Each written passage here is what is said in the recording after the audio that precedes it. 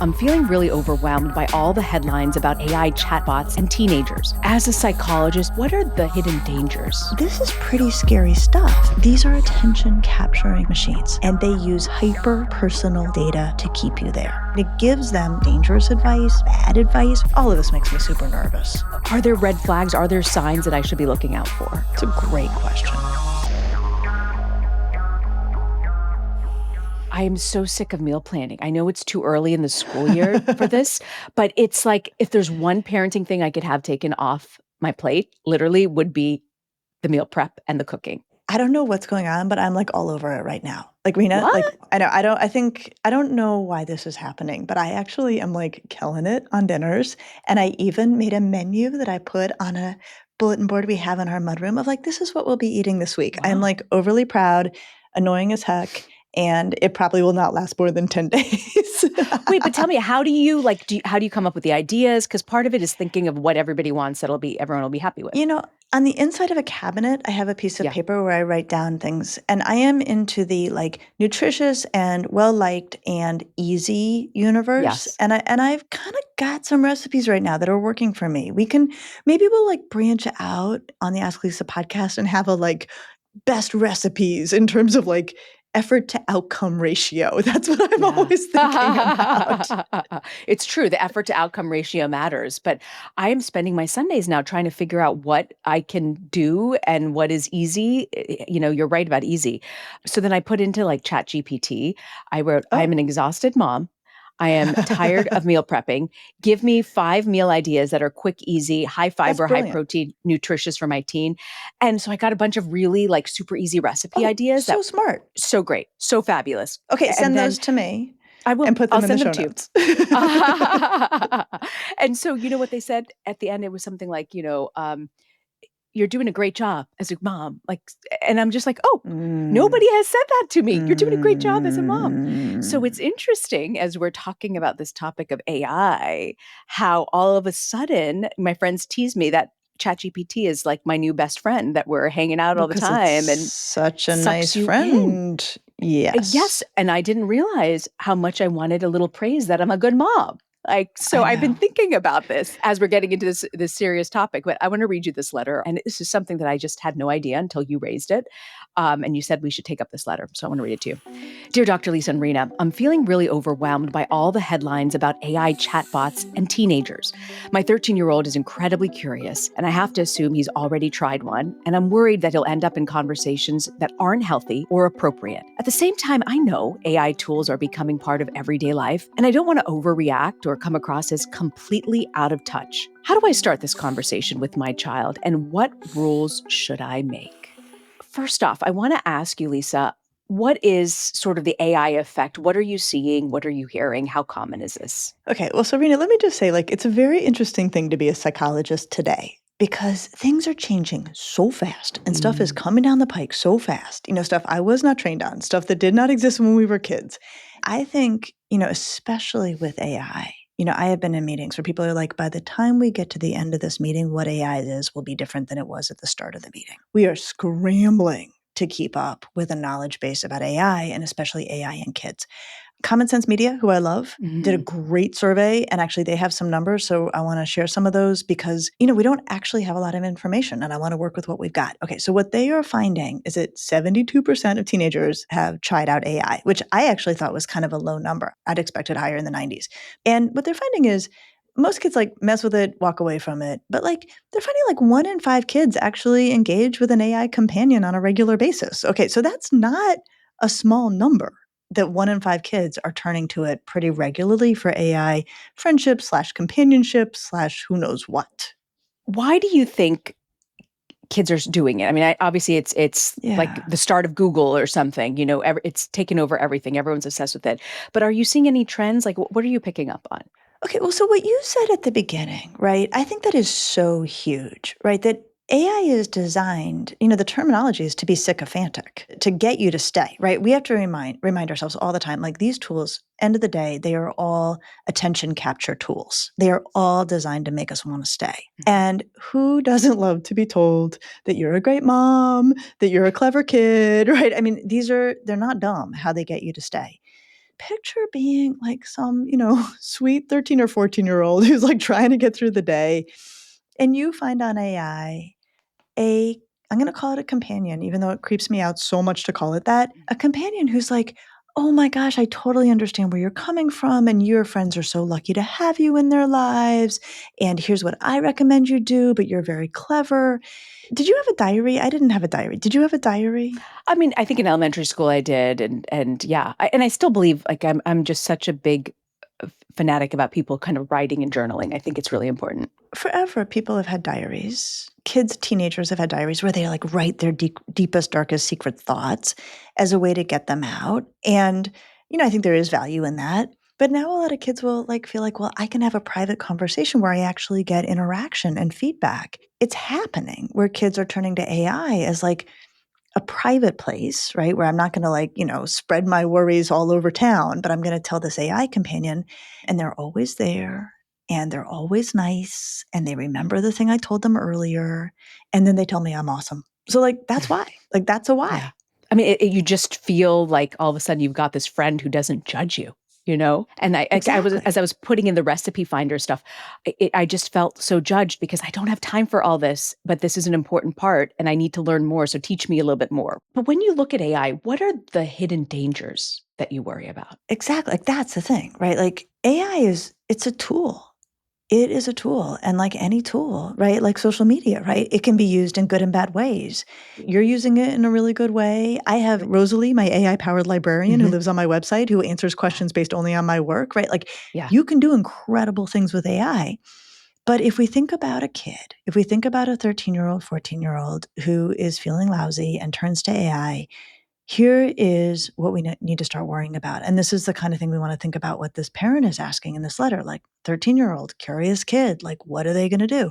Okay, so number one, it's sycophantic, which is a problem because it's going to affirm whatever the kid is thinking or feeling. Number two, we have data that it gives bad advice and dangerous advice. Like people, thankfully there's researchers who will go and pretend to be a certain age and then they'll prompt the AI, like, I have an eating disorder, what should I do?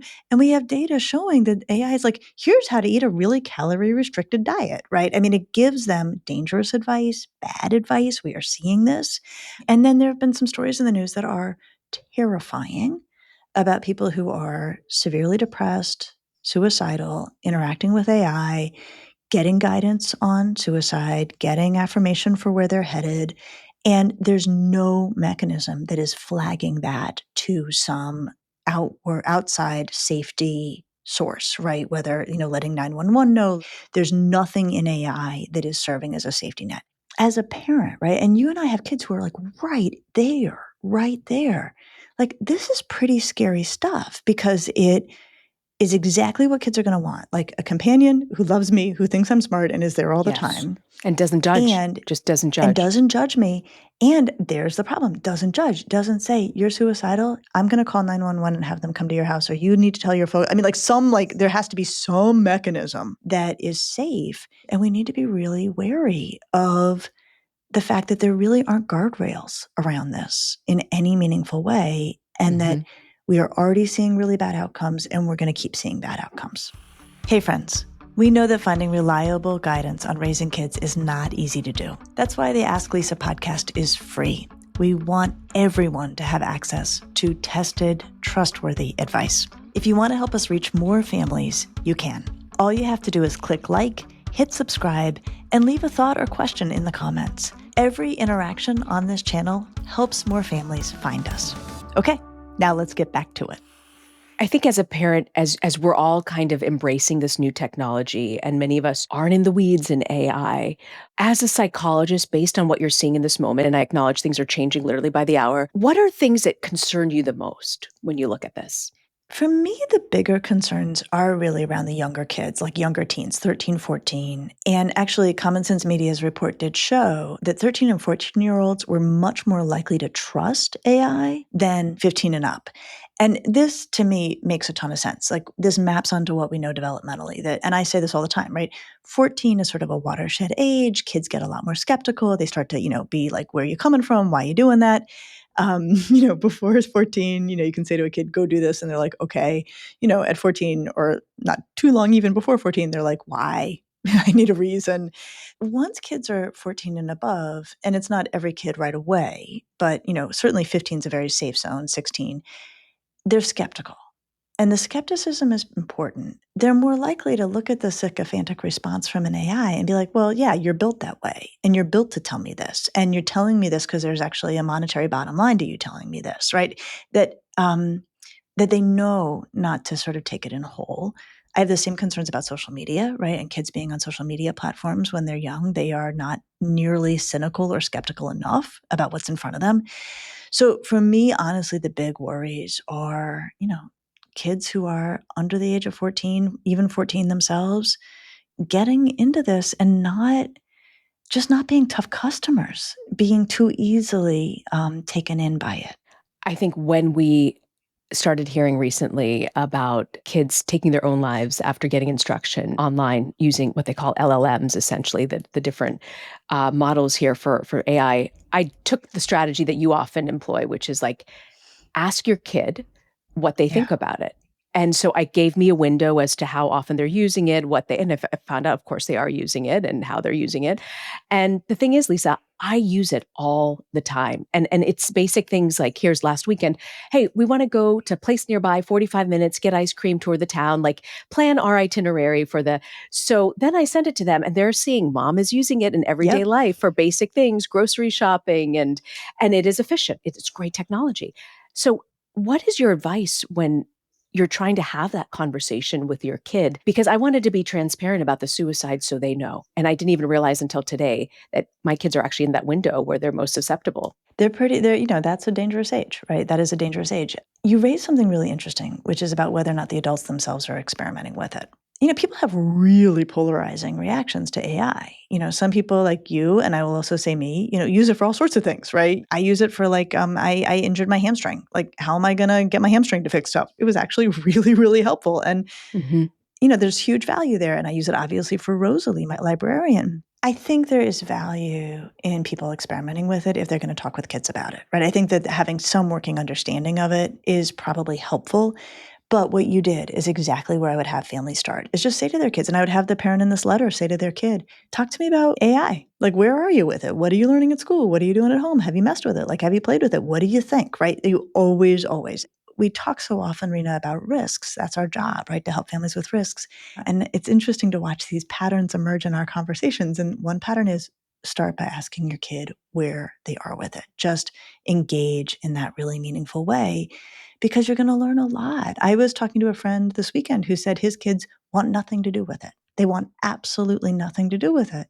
Okay, then he's having a different conversation than I might be having. Yeah, that is interesting. And I didn't even think about it because my perspective is I'm all in with what they call these LLMs. Like, I think it's really helped my life become more efficient. Obviously, it's still new technology and everybody's figuring this out. But for parents who are absolutely against it and don't want their kids anywhere near it and feel like it's evil and horrible, what's your advice to them?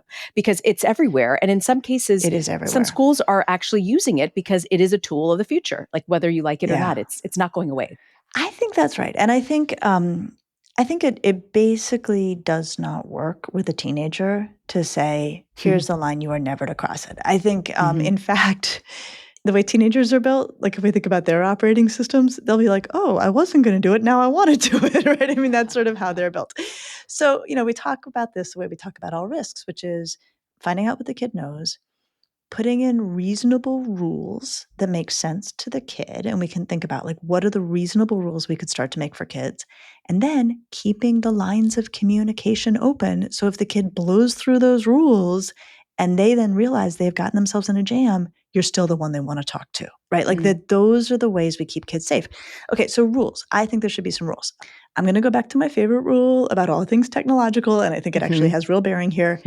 Keep the stuff out of kids' bedrooms. Yeah. When I read these stories about things going horribly, horribly wrong, I mean, I don't know what happened, and maybe it was unpreventable, but there's a part of me that's like, wait, this person logged thousands and thousands of hours in a conversation, right? Like, at some level, when the kids are in our house, if we know where their tech is overnight. That, means a whole bunch of time is being accounted for.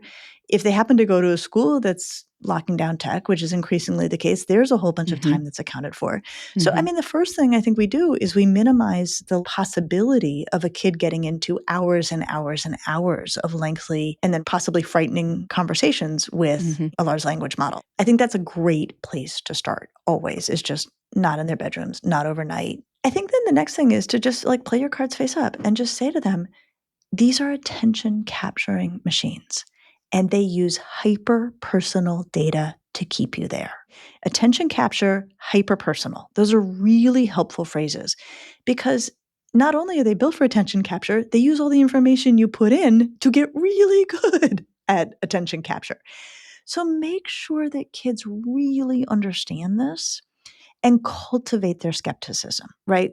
Cultivate, even if they're 13 or 14, we want them to start to be like, wait, why is this thing telling me I'm awesome, right? Helping them see that not as true, even though they may very well be awesome, but an attention capture strategy from a machine that has hyper personal information about them. Have that conversation. So I've heard from you saying 13 to 14 is really the age where they're most susceptible. Keep an eye out for that. Or younger, Or like younger. anybody Good point. younger. I think you get safer after 15 because at least you Mm. should be more skeptical. Honestly, Rena, I am pretty relaxed about things. I don't tend to yell Mhm. fire very readily. All of this makes me super nervous. All of it. I am not right now prepared to say that there's any guaranteed safe way for kids in AI to be hanging out.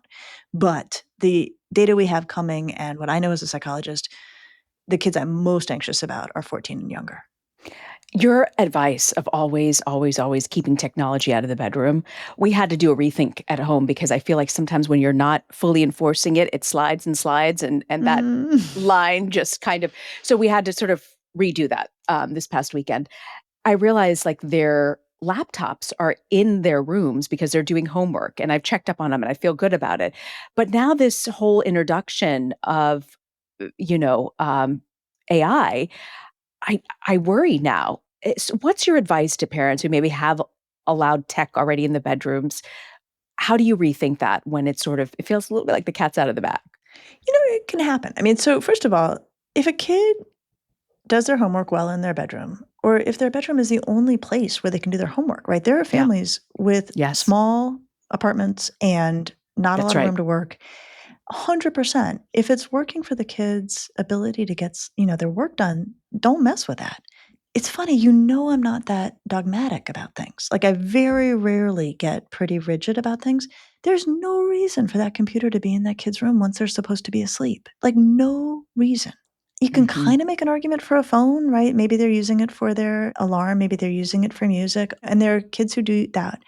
If you have any reason to suspect that a kid is using a phone when they're supposed to be asleep, that's a conversation worth having, and that's probably a fight worth having. There are, however, and I will say this all the time, plenty of 12-year-olds who use their tech like 40-year-old librarians, right? They are, it's all on do not disturb. They've got it Mhm. shut down. They're using it That's all the right. right ways. If that's your kid, don't get in a fight about it. It's not worth it. You don't need to.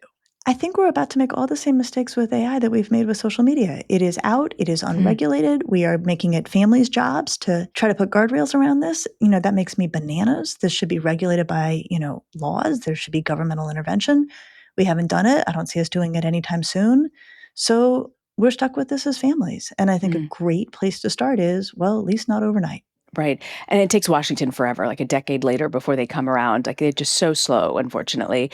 But if you are to create guardrails, Lisa, like the Dr. Lisa Damour guardrails on AI, what would they be? If you just had to have a few basic rules on this for parents who just Whew. really need the help and how to think this through. Okay. One, talk about it. Two, keep talking about it. Because my hunch is that AI is going to be like every other risk thing I've ever dealt with teenagers, where how they feel about it changes very fast. So I remember caring for a kid in our community who this kid was such a teetotaler or so against alcohol that she had a birthday party where her family friends were invited as well, and she's like, no alcohol for anybody. This was a teenager. And then like 2 weeks later, 3 weeks, 2 months later, this kid is like buck wild, right? So like, like they change fast. They change fast. Totally. And so Yeah. have the AA conversation be like the sex conversation. It's not like it's one and done, Mm. right? You say like, where are you today, right? And where are you tomorrow? And I'm using it this way. And this is something I just read. And this is something I just saw, right? So it's very much an ongoing family conversation. That is, I think, guardrail number one. And it gets to something I want to like, I have so many bumper stickers I want to make for the Ask Lisa podcast, but I want to make a bumper sticker. The single most powerful force for adolescent mental health is strong relationships with caring adults. Okay. So that is the least appealing bumper sticker ever, but it's a really true thing. Yeah. 2, know where your kid's tech is and how they're using it and when they're using it, right? That's a very reasonable thing. I think if you're doing those 2 things, you are in a very good position. That's If you're great. not talking about it, if you have no idea what's going on with your kids' tech, you are flying by the seat of your pants. So I'm hearing from you, have conversations, know where their tech is, and have conversations about that tech use. Yeah, how they're using it. And do not allow unfettered tech use. I know I'm obsessed with this rule about phones in rooms and tech in rooms. Yeah. It's too much. It's too squirrely, right? I mean, kids get in their beds with this. They are using it like it feels private. It feels like it's not connected to some giant server somewhere else, right? Requiring kids to use these technologies in public, where, public spaces, your living room, your kitchen, just always brings forward the idea like this is not private. This is not a person. This is not a substitute for real relationships, right? I mean, I think there's a structural quality of being out of one's bedroom that helps keep that front and center. It took me 10 years of advice from you, saying it over and over again. I did not take it, I think, until our 12th year of friendship, which was, Reena, stop sleeping next to your cell phone. Yeah. Put it in another room, put it downstairs. I couldn't do it downstairs, but I now, for 6 months now, have had it in my bathroom where I feel like it's close enough that I could hear it or hear the alarm. But it has been transformative in my relationship for sleep. And, in perimenopause, sleep could not be more important. This is when, the reckoning came for me that I have to do this, like really focus on it. But it took you 10 years plus conversation with telling me over and over again as my friend, get rid of it. Like, you do not need it, and it will shut you off faster, to get good sleep. But I'm just saying that as the conversation of like, don't be discouraged if your kid doesn't listen the first 18 times. No, and I sort of already gestured at this. There are fights worth having in parenting, and there are fights not worth having. This is a fight worth tech in the bedroom overnight that a kid does not need. That is on my very short list of fights worth having. How do I know if my kid has gone down this worrisome path with AI? Are there red flags? Are there signs that I should be looking out for? It's a great question. Okay, so let's say you've put in all the guardrails, you're talking about it, and they're not able to squirrel away with it for hours on end. So you can start to feel a little bit more comfortable. If there's any part of you that's like, I don't know, like I have a feeling. Again, just ask. Say, how are you? Listen, I was listening to this podcast. They were talking about kids getting into pretty intense and deep conversations with AI. Like, is this something you've done? Is this something you've tried? You know your kid. If they're like, nope, sure haven't, right? And you can tell they're telling the truth, then trust that. If you feel like they get super squirrely, like, why are you asking? And where is this coming from? Then, it might be time to take things up a notch and ask some more, or ask to see their computer, or ask to see their phone. I don't want any family to be in this position, but, better safe than sorry. But do it in a kind way. The other thing, Reena, when you ask that question, the other thing I think about is in the opening conversation, because, we're going to open conversations with kids about this. I think that families should feel free to say, like, I'm hearing stories about things getting really weird with AI, kids using it in ways that are not safe for them at all. And you could even say to a kid, how would a family ever know that was happening? Right? You could ask it in this kind of displaced way. I've got my daughter who's 14. I've got my daughter who's 21. So often when we're looking at letters and I'm thinking about stuff, I go get their input, right? They know all sorts of stuff. That's right. Yeah. And we forget to actually draw on kids' knowledge base. So I think I would also include that. Just say, I heard this story about a kid who got like way off the rails with this. Like, is there something their folks could have done, or their, mom or dad could have done that would have helped them know this was happening? And see what your kid says. That's interesting. I never thought about sort of kicking it back to them, like what you're kind of Yeah. concerned about and seeing how they respond. You mentioned that. Yeah, you've mentioned that before. It's so important.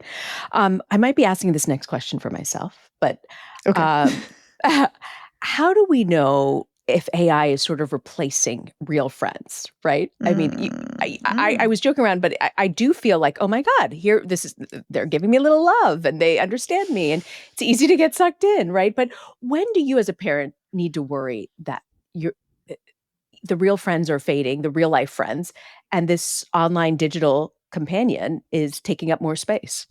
Right? I mean, even if you put all the guardrails around it, like kids could be like, you know what, this thing is way more fun to talk to than my annoying Totally. classmates, right? Yeah. And this is where, I mean, I really appreciate Common Sense Media asking this question. They ask kids about this, about AI companions and Ah. how satisfying they are. What they found is about a third of kids said that they found AI companion conversations more satisfying than in-person conversations. Oh my That's a gosh. lot of kids. I That's can a see lot of why. I kids. can actually see Yeah, why. I get that. I know. Do we have research on how often they're spending time with AI, more than their peers maybe? Is that out there? So they found this too, and what they found is like 20% of kids were saying, "Yeah, actually, I spend more time with AI than I do with my friends." Okay, that's 1 in 5 kids. That is a way too high number. It's not like they were spending all their time with their peers and now they're spending time with AI. We've seen this trending towards kids spending more time online than they used to spend for sure, and that displacing time with friends. And it used to be social media, right? So if you ask kids, do you spend more time on social media than you spend with your friends? We would get a good percentage of kids who say yes. AI is coming into that space. I'm sure it's displacing some of the time they spent on social media. It scares me more than social media. It acts like a person, it acts like a friend. This is no joke. Like, this is a very real thing that as the adults in young people's lives, we need to be talking to them, asking them, paying attention, being really curious. This has been a great conversation. I mean, things that I didn't know, the research that I was unaware of. But as we leave, Lisa, what is sort of your sense, your worry that parents should kind of understand in this moment? I think my biggest worry is I'm watching adults have very strong negative reactions to AI, which I understand. I don't begrudge anybody that. I wouldn't want an adult's reaction of, it is bad, I want nothing to do with it, I wish it would go away, to stand in the way of them actually talking with their kid about how their kid is using it. Kids are in a very different place with this than many adults. And if we're going to really, raise them and be shoulder to shoulder with them, we need to be willing to see it the way they see it and then parent from that position. So even if you don't like it, saying no Yep. and burying your head in the sand is Yeah. not the right approach to this. I don't think it's realistic. I don't think Mhm. it's going to work that way. So, Lisa, what do you have for us for parenting to go? I have this wonderful colleague, a guy named David Yeager, who's down at UT Austin, who's like a dyed-in-the-wool researcher who I think understands teenagers better than any researcher out there. Like, he just gets them. And he's done some really cool research showing how if you show teenagers how they're being manipulated, they become more resistant to the manipulation. Hmm. Teenagers don't like to be played. And so I think really double down on those conversations about what AI is getting out of capturing young people's attention and how manipulative, use the word manipulative, it is to keep them there. That will build in resistance into young people, especially 14, 15 and up. That will help them be much, much more cautious in terms of how they use it. That is great advice, Lisa, and a great reminder to parents out there everywhere. I'll see you next week. I'll see you next week.